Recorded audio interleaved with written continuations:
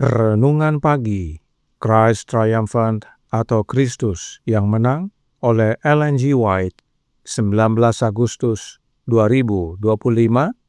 Mari kita berdoa. Bapa kami yang di sorga, Allah pencipta langit dan bumi, laut dan segala isinya, Allah yang maha besar, maha kuasa, sumber segalanya, yang kami sembah selalu melalui anak-Mu yang tunggal, Yesus Kristus. Terpujilah Yesus, anak Allah yang maha tinggi, yang adalah anak domba Allah yang menghapus dosa dunia ini. Pada pagi hari ini kami bersyukur boleh bangun dan berbakti, dan sebagaimana membaca dan mendengarkan nasihat firman-Mu, kiranya ini menjadi sukacita bagi kami semua, karena hati kami dapat diisi kembali dengan kasih-Mu, ya Bapa. Beserta kami sepanjang perbaktian ini, kehendak-Mu yang jadi.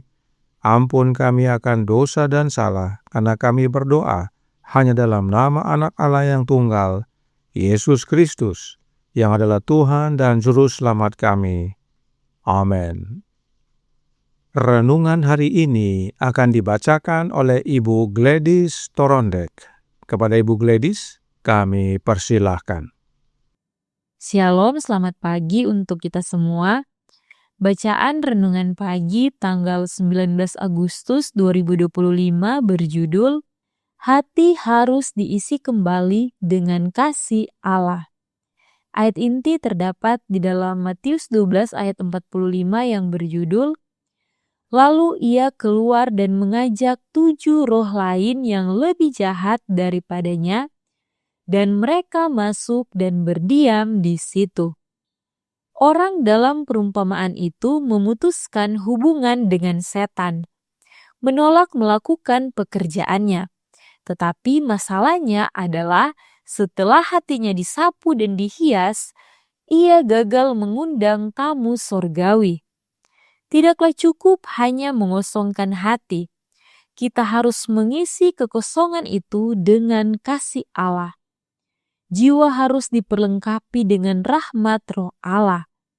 Orang mungkin meninggalkan banyak kebiasaan buruk, namun belum benar-benar dikuduskan, karena mereka tidak memiliki hubungan dengan Allah. Mereka tidak bersatu dengan Kristus. Setan, sang pemberontak besar, selalu berusaha membujuk kita untuk berdosa terhadap Allah.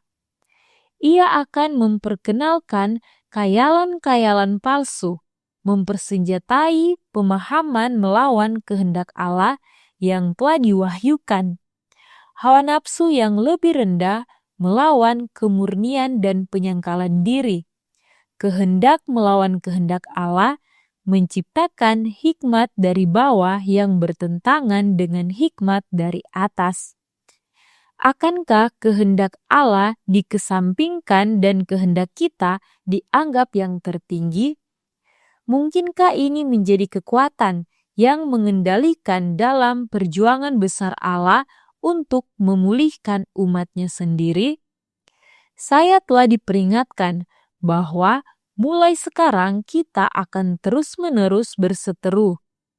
Ilmu pengetahuan yang disebut demikian dan agama akan ditempatkan dalam pertentangan, karena makhluk yang terbatas tidak memahami kuasa dan kebesaran Allah. Firman kitab suci ini disampaikan kepada saya. Dari antara kamu sendiri akan muncul beberapa orang yang dengan ajaran palsu mereka berusaha menarik murid-murid dari jalan yang benar dan supaya mengikuti mereka. Hal ini pasti akan terlihat di antara umat Allah. Akan ada orang-orang yang tidak mampu memahami kebenaran yang paling menakjubkan dan penting untuk zaman ini. Kebenaran yang esensial bagi keamanan dan keselamatan mereka sendiri. Sementara hal-hal yang jika dibandingkan hanyalah atom-atom kecil, hal-hal yang hampir tidak mengandung sedikit pun kebenaran dibahas dan dibesar-besarkan oleh kuasa setan, sehingga tampak sangat penting. Sebagaimana para pencinta dunia menjadikan agama tunduk kepada dunia, Allah menuntut para penyembahnya untuk menundukkan dunia kepada agama. Dikutip dari manuskrip 16 tahun 1890. Demikian bacaan renungan pagi. Terima kasih dan Tuhan Yesus memberkati. Terima kasih atas penata layanan Ibu Gladys. Tuhan Yesus memberkati. Selamat pagi, saudaraku dalam Tuhan. Apakah kasih Allah itu? The Acts of the Apostles halaman 334 paragraf 1 berkata, "Di bumilah kasih Allah dinyatakan melalui Kristus." Kemudian, The Acts of the Apostles halaman 552 paragraf 2 menyatakan, "Baik hidup maupun mati, baik kuasa yang di atas maupun yang di bawah, tidak dapat memisahkan kita dari kasih Allah yang ada dalam Kristus Yesus. Bukan karena kita memegang Dia dengan teguh, tetapi karena Dia memegang kita dengan erat." Jadi, kasih Allah dinyatakan melalui Yesus, dan kasih Allah itu ada di dalam Yesus. Oleh sebab itu, Roh Nubuat berkata dalam The Acts of the Apostles halaman 563 paragraf 1, "Jika kita tinggal di dalam Kristus, jika kasih Allah berdiam di dalam hati, perasaan kita, pikiran kita, tindakan kita akan selaras dengan kehendak Allah." Roh Nubuat dengan jelas menyamakan Yesus dengan kasih Allah. Tinggal di dalam Yesus sama dengan memiliki kasih Allah tinggal dalam hati kita. Oleh karenanya, kasih Allah itu adalah Yesus Kristus. Nah, bagaimana Yesus tinggal dalam hati kita? Testimonies for the Church, volume 1, halaman 154, paragraf 1 berkata, "Banyak anak muda tidak memiliki roh Yesus. Kasih Allah tidak ada di dalam hati mereka, sehingga semua kesulitan alamiah yang mereka alami justru menahan kemenangan, gantinya roh Allah dan keselamatan." Dalam kutipan ini, roh Yesus disamakan dengan kasih Allah. Sebab memang menerima rohnya Yesus sama dengan menerima Yesus itu sendiri, yang adalah kasih Allah. Jadi, saat dikatakan hati kita harus diisi kembali dengan kasih Allah, maka itu artinya hati kita harus diisi dengan Yesus, yaitu oleh kehadiran rohnya Yesus. Mengapa kebenaran vital ini harus kita pahami? Karena renungan hari ini berkata dalam Christ Triumphant halaman 238 paragraf 2, "Orang dalam perumpamaan itu memutuskan hubungan dengan setan, menolak melakukan pekerjaannya, tetapi masalahnya adalah setelah hatinya disapu dan dihias, ia gagal mengundang tamu sorgawi. Tidaklah cukup hanya mengosongkan hati. Kita harus mengisi kekosongan itu dengan kasih Allah. Jiwa harus diperlengkapi dengan rahmat roh Allah. Orang mungkin meninggalkan banyak kebiasaan buruk, namun belum benar-benar dikuduskan karena mereka tidak memiliki hubungan dengan Allah. Mereka tidak bersatu dengan Kristus. Siapakah tamu sorgawi tersebut yang harus kita undang bila mana hati kita sudah bersih? Apakah tamu sorgawi sama dengan kasih Allah? Suratnya nomor 110 tahun 1893 paragraf 3 berkata, "Pekerjaan kita adalah membuka pintu hati dan mengizinkan Yesus masuk. Dia mengetuk pintu untuk masuk. Maukah engkau membuka pintu? Yesus berdiri di pintu hatimu. Izinkan dia masuk, sang tamu sorgawi." Tamu sorgawi adalah Yesus. Karenanya saat hati kita sudah dibersihkan, kita harus undang sang tamu sorgawi yang adalah Yesus Kristus, yang adalah kasih Allah. Dan saat kita memiliki Kristus tinggal dalam hati kita, maka itulah wujud dari hubungan kita dengan Allah.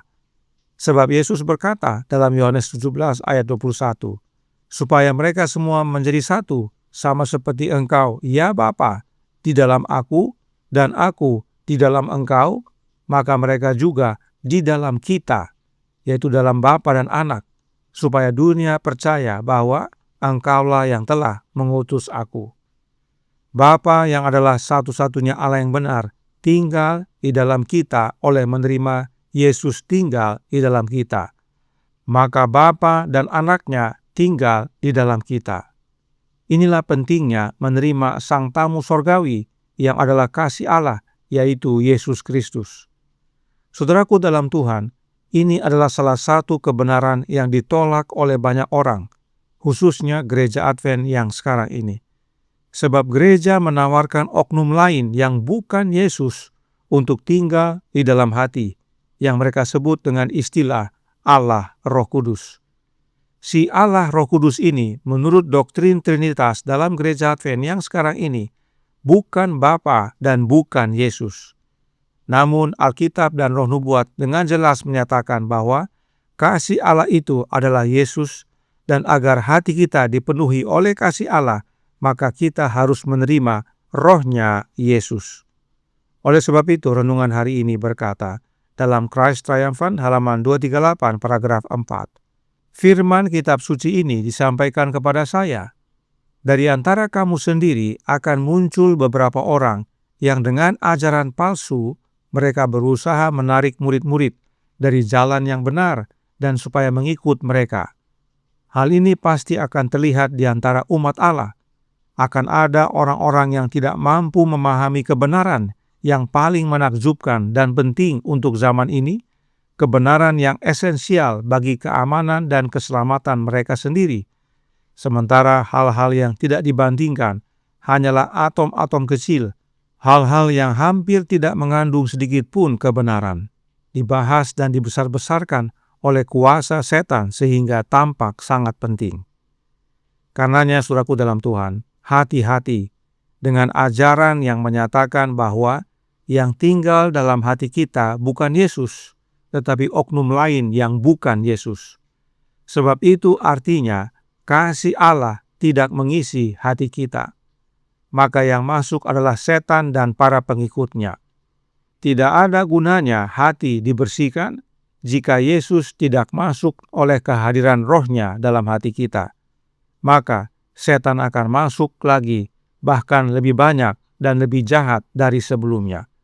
Pilihan ada pada Anda, tetapi kami memilih untuk menerima tamu sorgawi, yaitu Yesus Kristus, yang adalah kasih Allah untuk mengisi hati kami oleh kehadiran Roh-Nya Yesus yang kudus.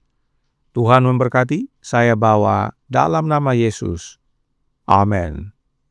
Mari kita berdoa. Bapa kami yang di sorga, Allah pencipta langit dan bumi, laut dan segala isinya, Allah yang maha besar, maha kuasa, sumber segalanya, yang kami sembah selalu melalui anak-Mu yang tunggal, Yesus Kristus. Terima kasih atas nasihat vital pada pagi hari ini. Ada banyak ajaran sesat dalam gereja, dan salah satunya adalah ajaran yang menyatakan yang tinggal dalam hati kami bukan Yesus, tetapi oknum lain yang mereka sebut Allah Roh. Itu artinya kami tidak menerima kasih Allah. Dan bila mana kami tidak menerima kasih Allah, kami tidak bersekutu dengan Yesus dan tidak bersekutu dengan Engkau, ya Bapa. Padahal itulah keselamatan. Karenanya tolong kami ya Bapa, karuniakanlah Roh Anak-Mu dalam hidup ini, dan biarlah melalui pengalaman ini banyak umat yang bertobat, agar mereka mau membuka hati, menerima Kristus dalam hidup mereka, sehingga kami menerima kasih Allah. Hati kami yang sudah dibersihkan, diisi oleh kasih-Mu ya Bapa, oleh kehadiran Roh Anak-Mu, maka itulah wujud kami bersekutu dengan Bapa dan Anak, dan itulah keamanan dan keselamatan. Beserta kami sepanjang hari ini kehendak-Mu yang jadi, ampun kami akan dosa dan salah, karena kami berdoa hanya dalam nama Anak Allah yang tunggal, Yesus Kristus, yang adalah Tuhan dan Juru Selamat kami. Amin.